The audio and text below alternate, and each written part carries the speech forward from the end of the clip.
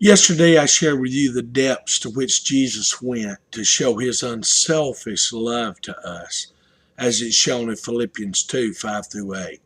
Yet that's only half the story. Watch his downward spiral again, and then notice what happens. First, he wrote in Philippians 2, 5 through 8, though he was God, he gave up his divine privileges.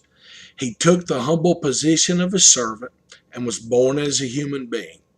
When he appeared in human form, he humbled himself in obedience to God and died a criminal's death on the cross. Jesus emptied himself of his divine attributes and came all the way down to the lowliest level of humanity to reach us. Now, is that how it ends? Is that how selflessness ends? If we give up our rights and lay down our own pursuits for the sake of others, does that just mean we're left empty and dry and at the bottom? No. Keep reading. Paul says in Philippians 2, 9 through 11, the next verses, therefore, God elevated him to the highest honor and gave him the name above all other names, that at the name of Jesus every knee should bow in heaven and on earth and under the earth, and every tongue confess that Jesus Christ is Lord, to the glory of God the Father. The key word here is therefore. In response to what Jesus did in being selfless and laying down his life and dying a criminal's death, look at what God the Father did. God elevated him. The word is huperoupsu.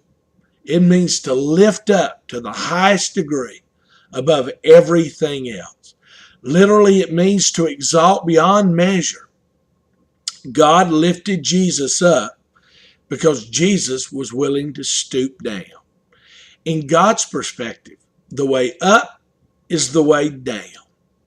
When Jesus came down, God brought him up. When Jesus emptied himself, God filled him up.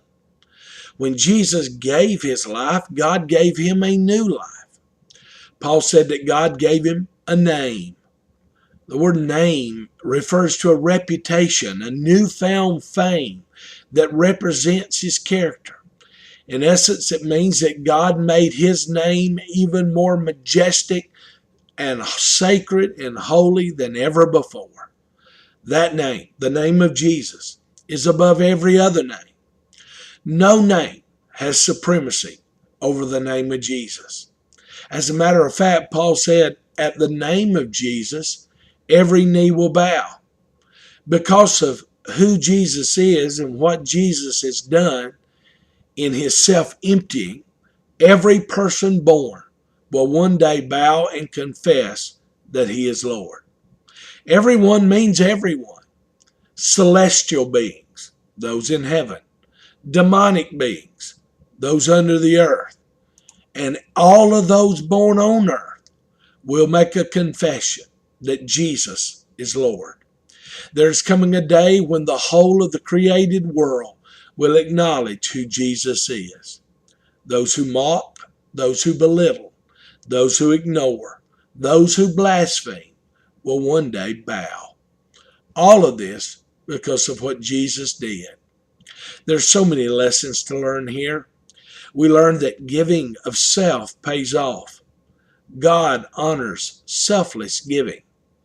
If we have the attitude of Christ, he will not abandon us. It is the least among us that God honors.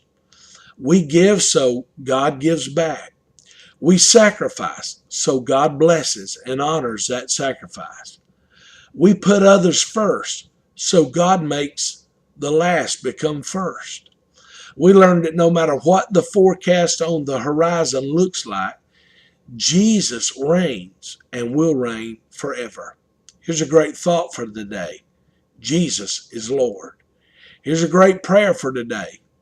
Jesus, help me realize that giving away myself is never a sacrifice.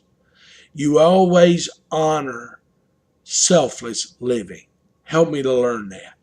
May God bless you today.